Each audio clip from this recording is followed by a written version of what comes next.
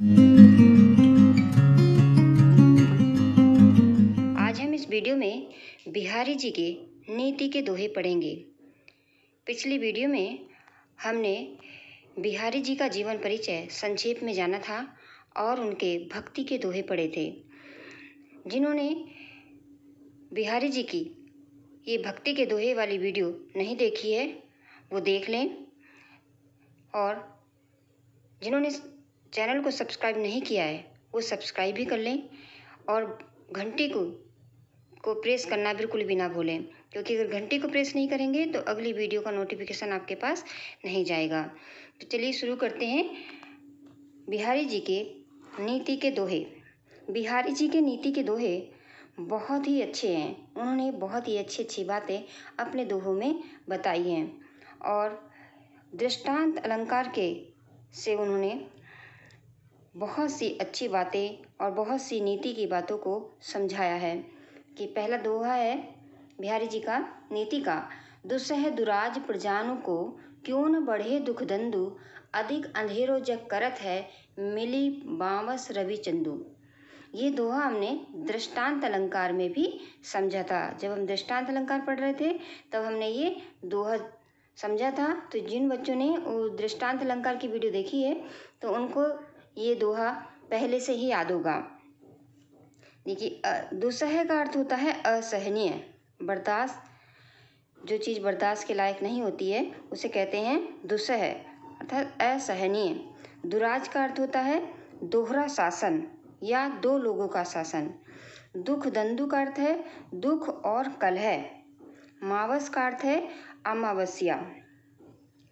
तो यहाँ पर बिहारी जी ने दोहरे शासन की जो अव्यवस्था होती है, जो लोगों को परेशानी होती है, उसका संकेत देते हुए कहा है कि दुस्सह दुराज प्रजानु को क्यों न बढ़े दुख दंदु। देखिए, दुस्सह दुराज में द दो बार आया है तो यहाँ पर अनुप्रास अलंकार भी होगा। देखिए, दुस्सह दी राज्य में यानी दो राज्यों में प्रजा के दुखों और संघर्षों की वृद्धि क्यों नहीं होगी, जरूर होगी।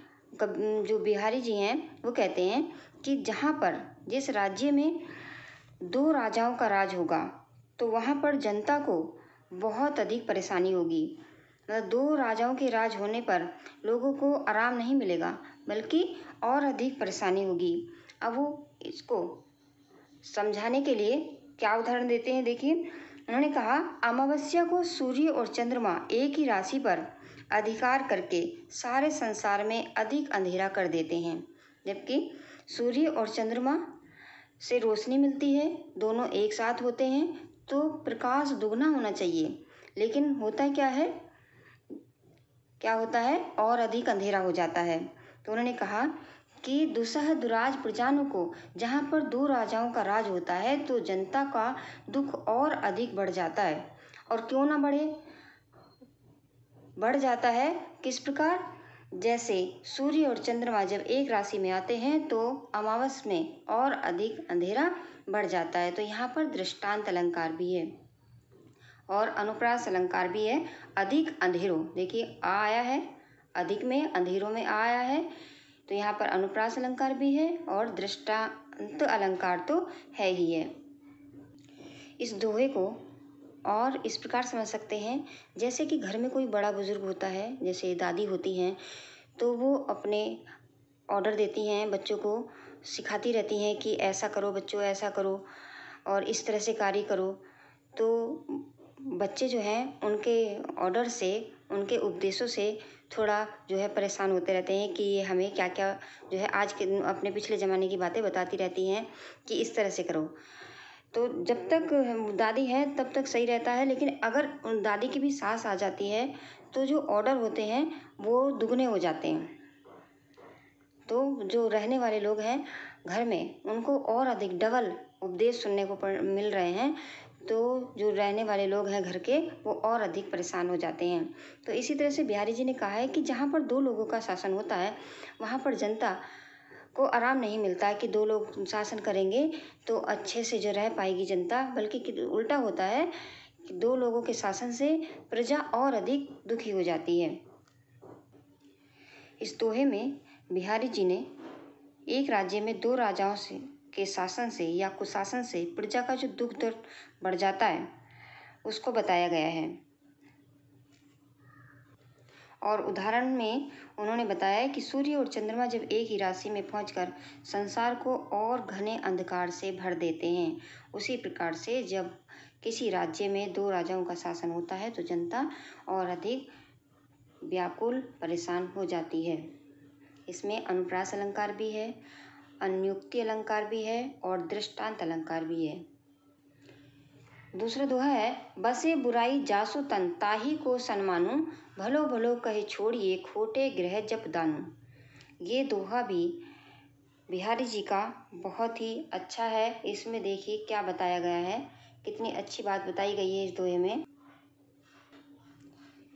खोटे का अर्थ होता है बुरे, बुरे लोग, और सम्मान का अर्थ है प्रतिष्ठा, प्रतिष्ठा देना, सम्मान देना। इस दोहे में बिहारी ने संसार के द्वारा जो ये शनि, राहु, केतु, मंगल, ये आदि जो ग्रह होते हैं, इन पर व्यंग करते हुए कहा है कि संसार में बुरे व्यक्तियों की ही पूजा होती है। अच्छे व्यक्तियों को तो लोग सीधा साधा समझ करके छोड़ देते हैं कि ये कुछ नहीं कहेंगे, और जो बुरे व्यक्ति होते हैं उनको मान दिया जाता है, सम्मान दिया जाता है कि भाई इनको मान दो, सम्मान दो, क्योंकि अगर इनको नहीं दिया तो ये नाराज हो जाएंगे, और जब ये नाराज हो जाएंगे तो हम पर क्रोध करेंगे। और सीधे साधे व्यक्ति को नहीं दिया जाता कि चलो इनको कुछ नहीं कहते हैं, ये कुछ नहीं कहेंगे, तो सीधे से लोग हैं। यही जो है इसमें बताया गया है कि बसे बुराई जासुतन, जिस व्यक्ति के अंदर बुराई बसती है ताही को सम्मानु, संसार उसे ही सम्मान देता है। जिस व्यक्ति के अंदर बुराई बसती है उसे ही संसार सम्मान देता है। कि जो आदमी बुरा है, जिसके हृदय में बुराई निवास करती है, बुराई रहती है, इस संसार में उसी को मान सम्मान मिलता है, क्योंकि यदि वह बुराई छोड़ भी दे तब भी लोग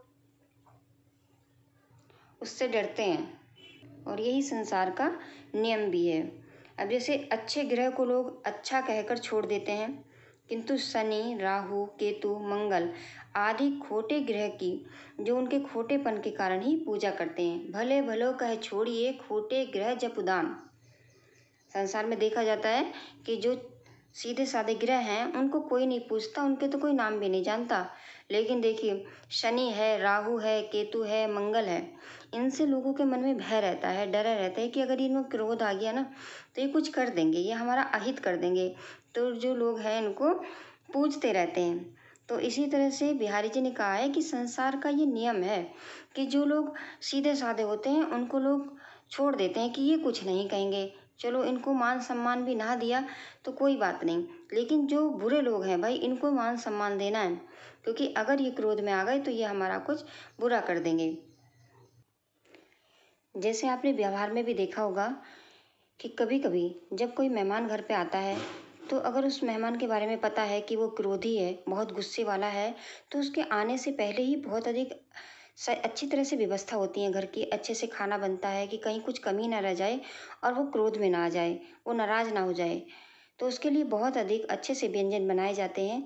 लेकिन कोई अगर सीधा साधा मेहमान होता है, वो क्रोधी नहीं है, शांत स्वभाव का है, सादगी वाला है, तो सोचते हैं कि उसके लिए क्या व्यवस्था करें, वो तो कुछ कहेगा ही नहीं, कुछ भी व्यवस्था कर लो, कैसा भी खाना दे दो, वो कुछ नहीं कहेगा। इसलिए उसके लिए कोई ज़्यादा व्यवस्था घर में नहीं होती है, कोई व्यंजन भी इतने अच्छे से नहीं बनाए जाते कि वो कुछ नहीं कहेंगे, उसके लिए तो कुछ भी बना दो, कुछ भी चलेगा। तो इस तरह से बिहारी जी ने कहा है कि संसार में उन्हीं लोगों का मान सम्मान होता है जिनको क्रोध आता है, या जो लोग गुस्सा हो जाते हैं तो लोग उनके क्रोध के डर से उनका मान सम्मान करते हैं।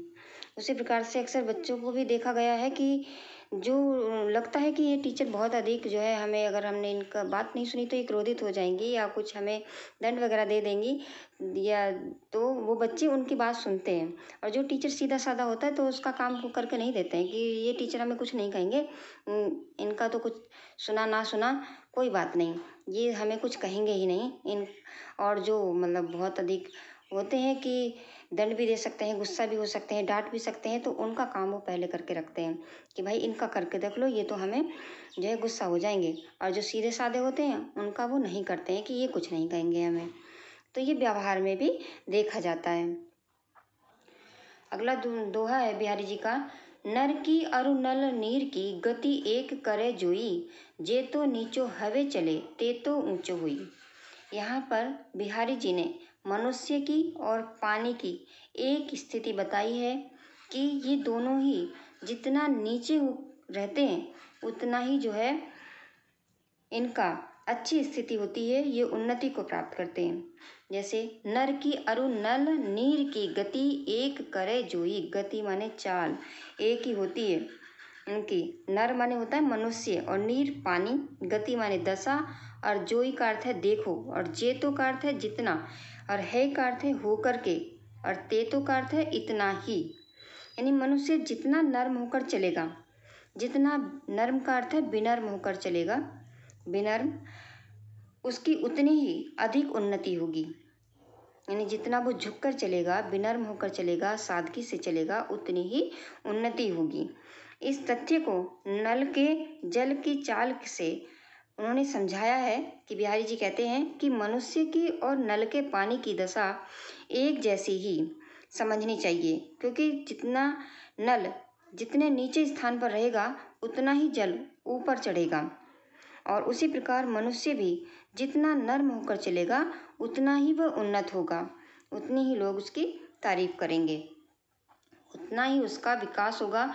अगर नर्म का मतलब है कि विनर्म होकर चलना, अपनी जो वाणी है उसमें कोमलता लाना, और इस तरह से कठोर वचन ना बोलना और घमंडी ना होना, तो ये सब जो है विनम्रता में आती है कि मनुष्य जितना विनम्र होगा वो उतना ही अपना विकास करेगा। जैसे नल का पानी जितने नीचे होता है उतना ही जो है वो पानी ऊपर अधिक चढ़ता है। और संसार में देखा भी जाता है जो जितना नर्म होगा, व्यवहार का जितना नर्म होगा उतना ही वो ज्ञानी होता है। ज्ञानी व्यक्ति हमेशा नर्म होता है, सादगी से भरा होता है, उसमें घमंड नहीं होता है, अहंकार नहीं होता है। तो जितना नर्म हो गए उतने ही ज्ञान के परिचायक होते हैं कि ये व्यक्ति ज्ञानी है, इसीलिए नर्म है। नर्म का अर्थ है झुक कर रहना। अक्सर देखा जाता है जब पेड़ होते हैं, जब पेड़ों पे फल आ जाते हैं तो वो झुक जाते हैं, वजन से जो है वो झुक जाते हैं। तो जो व्यक्ति गुणी होगा, ज्ञान से भरा होगा, ज्ञान से वजनी होगा, तो वो हमेशा नर्म होकर के झुक के ही चलेगा, क्योंकि उसके अंदर गुणों का भार होगा। और जिसमें गुणों का भार ही नहीं होगा तो वो अकड़ कर चलेगा, सीधा चलेगा। जैसे कोई पेड़ होते हैं जिस पे फल ही नहीं होते, वो सीधे खड़े रहते हैं, लेकिन जो जिस पे फल लगे रहते हैं वो पेड़ झुके रहते हैं। अगला दोहा है, बढ़त बढ़त संपत्ति सलीलो मन सरोज बढ़ जाई, घटत घटत सो न फिरे घटे बरु समूल कुमलाई। सलील का अर्थ है जल, और सरोज का अर्थ होता है कमल, समूल का अर्थ है जड़ सहित।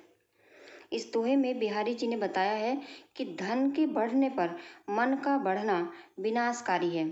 यहाँ पर बिहारी जी कहते हैं कि जब मनुष्य के पास धन बढ़ता है तो उसके मन की इच्छाएं भी बढ़ने लगती हैं। बढ़त बढ़त संपत्ति सलीलो, यानी जैसे ही संपत्ति बढ़ती रहती है वैसे ही मनुष्य की इच्छाएं भी बढ़ती रहती हैं। मन सरोज बढ़ जाई, जैसे तालाब में कमल खिला रहता है और जैसे जैसे पानी बढ़ता है तो कमल भी और अधिक खिल जाता है। तो ऐसे ही जो है व्यक्ति की जब संपत्ति बढ़ती है तो उसकी इच्छाएं भी बहुत अधिक बढ़ती रहती हैं। घटत घटत शूर्ण फिर घटे बरु समूल कुमलाई। लेकिन समस्या तब आती है जब ये पानी घट जाता है, और तो फिर क्या होता है, जो वो कमल होता है, इच्छाओं रूपी कमल होता है, वो मुरझा जाता है। क्योंकि क्या होता है, संपत्ति कम हो गई, इच्छाएं कम नहीं हुई, तो जो इच्छाओं का कमल था वो मुरझा जाता है। यही इस बिहारी जी ने इस दोहे में बताया है कि संपत्ति रूपी जल के बढ़ने से मन रूपी कमल बढ़ जाता है, किंतु जब संपत्ति रूपी जल का घटना प्रारंभ हो जाता है तो मन रूपी कमल नीचे नहीं जाता, बल्कि जड़ सहित सूख जाता है। अर्थात धन की कमी होने पर बढ़ा हुआ मन हीन नहीं होता बल्कि नष्ट हो जाता है। क्योंकि हमें जो मनुष्य होता है उसकी आदत हो जाती है उसी तरह वैभव में रहने की और उसी ऐशो आराम में रहने की। तो अगर उसके पास से संपत्ति चली जाती है तो उसकी इच्छाएं समाप्त नहीं होती, उसे फिर वो आराम उस तरह से वो रहने की आदत नहीं रहती है जैसे एक सामान्य मनुष्य रहता है। वो तो उसी तरह से रहना चाहता है जैसे वो पहले रहता था, लेकिन अब संपत्ति तो समाप्त हो गई। तो इस तरह से अब क्या होता है, वो पूरी तरह से नष्ट हो जाता है। उसे उस तरह से गरीबी में रहने की आदत नहीं रहती। तो यहीं पर बिहारी जी ने बताया है कि जब मनुष्य की संपत्ति समाप्त हो जाती है तो उसका जो है मन रूपी कमल पूरी तरह से कुम्हला ही नहीं जाता बल्कि नष्ट हो जाता है। इस दोहे में दृष्टांत अलंकार भी है, रूपक अलंकार भी है। घटत घटत और बढ़त बढ़त में पुनरुक्ति प्रकाश है। पुनरुक्ति प्रकाश वहाँ होता है जहाँ दो शब्द आते हैं, दो बार आता है। जैसे घटत घटत, बढ़त बढ़त, ये दो बार आए हैं। दोनों शब्द एक जैसे दो बार आते हैं, घटत घटत, बढ़त बढ़त, इसलिए यहाँ पर पुनरुक्ति प्रकाश है। और संपत्ति सलिल में 6 का अनुप्रास है। इस दोहे में बिहारी जी समझाना चाह रहे हैं कि जो गरीब व्यक्ति होता है, अगर वो कभी ऐशो आराम में रहना उसे पड़े तो वो आराम से रह लेता है, उसे कोई परेशानी नहीं होती। लेकिन किसी अमीर आदमी को अगर कभी अभावों में या गरीबी में रहना पड़ जाए तो उसे बहुत अधिक परेशानी होती है। तो इसीलिए यहाँ पर बिहारी जी कहना चाह रहे हैं, समझाना चाह रहे हैं कि मनुष्य को अभावों में रहना सीखना चाहिए कि क्या पता किसी परिस्थिति में उसे इन अभावों में रहना पड़ जाए। तो अगर अभावों में रहना पड़े और उन्होंने सीख रखा है तो उसे कोई परेशानी नहीं होगी। लेकिन कभी हमेशा ऐशो आराम में रहना और कभी परेशानी में रहना पड़े तो ऐसे व्यक्ति को बहुत अधिक परेशानी होती है। यही इस दोहे में बिहारी जी ने समझाना चाहा है। अगला दोहा है, जो न चाहत चटक न घटे, मैलो होई न मित्त, रज राजसु न छुआई तो नेह चिकने चित्त। मित्त का अर्थ होता है मित्र और चटक का अर्थ होता है चटकीलापन। रज का अर्थ होता है धूल, राजसु का अर्थ है रजोगुण और नेह का अर्थ है प्रेम या तेल। नेह के यहाँ पर दो अर्थ है, नेह का अर्थ प्रेम भी है और तेल भी है। तो इस दोहे में कवि ने बताया है कि गर्व और रजोगुण मित्रता को मलिन कर देता है। जो गर्व होता है, जो घमंड होता है, तो वो दोस्ती को मिटा देता है। और रजोगुण, हर मनुष्य में 3 गुण होते हैं। जब मनुष्य जन्म लेता है तो वो 3 गुण लेकर के जन्म लेता है। एक होता है सतगुण, रजोगुण और तमगुण। सतगुण वाले बहुत अच्छे व्यक्ति होते हैं, अच्छे मन वाले होते हैं, सदाचारी होते हैं। और जो रजोगुण होते हैं उनमें अच्छे गुण और बुरे गुण के वो मिले जुले होते हैं। और जो तमोगुण वाले होते हैं वो राक्षसी प्रवृत्ति के होते हैं, दुष्ट लोग होते हैं। तो उन्होंने कहा कि रजोगुण वाले सामान्य मनुष्य होते हैं, क्योंकि हर ही मनुष्य में थोड़े अच्छे थोड़े बुरे गुण जरूर होते हैं। तो उन्होंने कहा है कि अगर आपको अपनी मित्रता को बनाए रखना है तो अपने अंदर से गर्व और रजोगुण, इनको, अपनी मित्रता को इनसे दूर रखना है। जैसे उन्होंने कहा, जो चाहत चटक न घटे, मैलो होई न मित्त। यहाँ पर वो कहते हैं कि हे मित्र, यदि तुम चाहते हो कि मित्रता का चटकीलापन फीका न पड़े और मित्रता यथावत बनी रहे, यानी आप चाहते हो कि आपके मित्र से आपकी मित्रता हमेशा बनी रहे, उसमें दरार न पड़े, तो क्या करना है, रज राजसु न छुआई तो नेह चिकने चित्त। बिहारी जी कहते हैं कि इसके लिए आपको ये करना पड़ेगा कि स्नेह से, प्रेम से चिकने हुए मन में रजोगुण रूपी धूल का स्पर्श न कराओ। इन्होंने कहा, स्नेह से चिकने हुए चित्त में रजोगुण रूपी धूल का स्पर्श नहीं कराना चाहिए। क्योंकि वो कह रहे हैं कि क्योंकि धूल से लगी हुई या धूल, अगर किसी पर धूल लगी हुई है, किसी कागज पर धूल लगी हुई है और उस पर जो है तेल भी लगा हुआ है, तो वो धूल जो है उस पर बहुत अधिक अच्छी तरह से जम जाती है। यानी धूल तेल लगी वस्तु पर आसानी से चिपक जाती है और उसे गंदा कर देती है। उसी प्रकार गर्व और रजोगुण का जो प्रभाव होता है वो मित्रता को मलिन कर देता है। यहाँ पर बिहारी जी समझाना चाह रहे हैं कि आपका जो मित्र है, अगर उससे कभी आपकी जो दोस्ती है वो ना छूटे, उसमें दरार ना पड़े, तो आपको क्या करना है कि जो रजोगुण रूपी धूल होती है उस पर नहीं चढ़ने देना है। क्योंकि अगर देखो, जिस कागज पर अगर तेल लगा होगा तो उस पर जो धूल है वो आसानी से चिपक जाती है। तो उसी प्रकार उन्होंने कहा कि आपका जो मन है तो उसको गंदा नहीं करना है, उसको अपनी दोस्ती को बनाए रखना है। तो इसलिए आपको जो है घमंड और रजोगुण धूल से अपने मित्रता के अंदर जो है दरार नहीं डालनी है। इसमें चाहत चटक रज राजसु चिकनोचित में अनुप्रास अलंकार है और पूरे दोहे में रूपक अलंकार है। जो नेह है, नेह शब्द में श्लेष अलंकार है, क्योंकि नेह के दो अर्थ हैं। नेह का मतलब प्रेम भी है और तेल भी है। अगला दोहा है, बुरो बुराई जो तजे तो चित खरो डरातु, जो निकलंकु मयंकु लखी गने लोग उत्पातु। खरो का अर्थ है शुद्ध और निकलंकु का अर्थ है स्वच्छ। यमक का अर्थ है चंद्रमा, उत्पातु का अर्थ है उपद्रव और गने का अर्थ है संभावना या करते हैं या आशंका करते हैं। इस दोहे में बिहारी जी ने बताया है कि बुरे स्वभाव वाले व्यक्ति से उसकी बुरी आदत दूर हो जाने पर भी लोग हमेशा वह उसके डर से डरे रहते हैं। इस दोहे में बिहारी जी कह रहे हैं कि यदि बुरे स्वभाव वाले व्यक्ति अपनी बुरी आदत को छोड़ भी दें, तब भी अच्छे हृदय वाले व्यक्ति उससे हमेशा डरा करते हैं कि पता नहीं क्यों इसने बुराई छोड़ दी है, कहीं ऐसा तो नहीं कि हमें हमारा और अधिक बुरा करने वाला है, इसलिए थोड़ा भला बन के दिखाई दे रहा है। जिस प्रकार उन्होंने कहा कि कैसे लोग डरते हैं, ज्यों निष्कलंको मयंको लखी गने लोग उत्पातु। जिस प्रकार पूर्ण निष्कलंक चंद्रमा को देखकर लोग किसी भावी दैवी उत्पात की आशंका करने लगते हैं। चंद्रमा में धब्बे होते हैं और यह माना जाता है कि जिस दिन ये चंद्रमा बिल्कुल साफ दिखाई देता है तो कुछ देवीय प्रकोप होने वाला है, तो लोग और अधिक डर जाते हैं।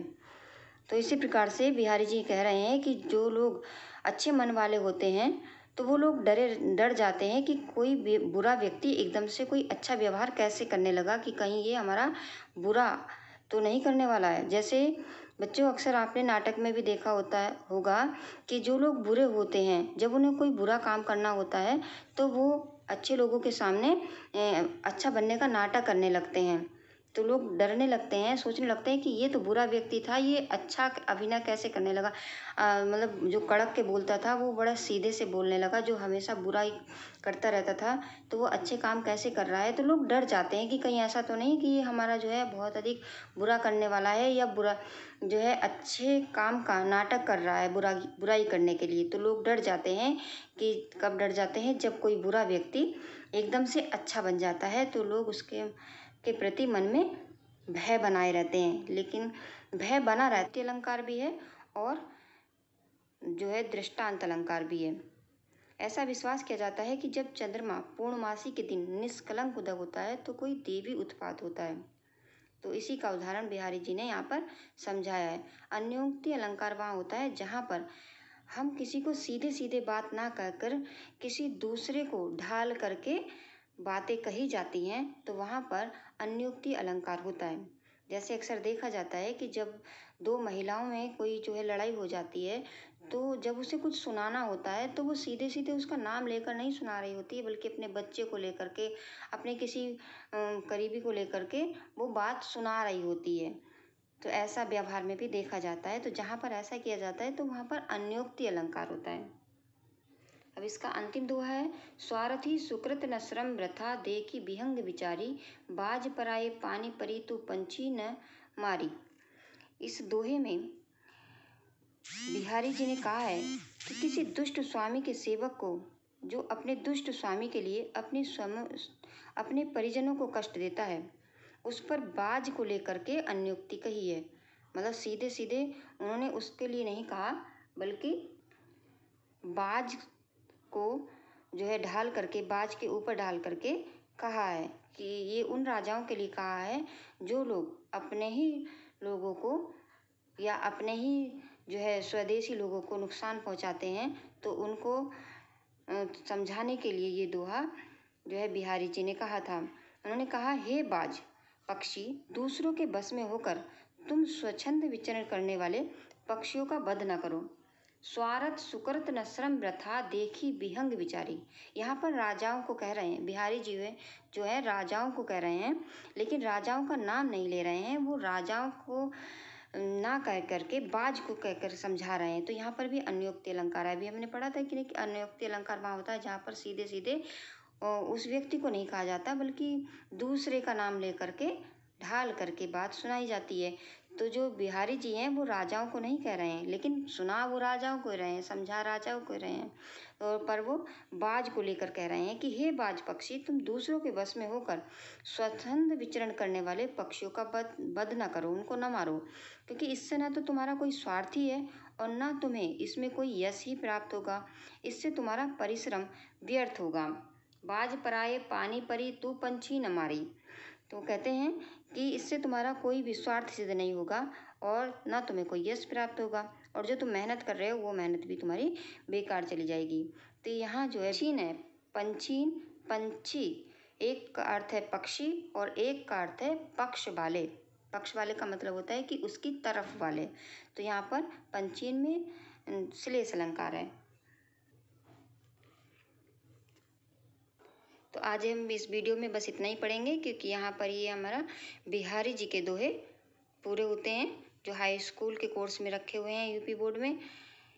तो मुझे आशा है कि आपको ये दोहे बहुत अच्छी तरह से समझ में आ गए होंगे। अगर समझ में आ गए हैं तो वीडियो को लाइक करिए और दूसरे बच्चों के साथ भी शेयर कीजिए, ताकि इस वीडियो का लाभ सभी बच्चों को मिल सके।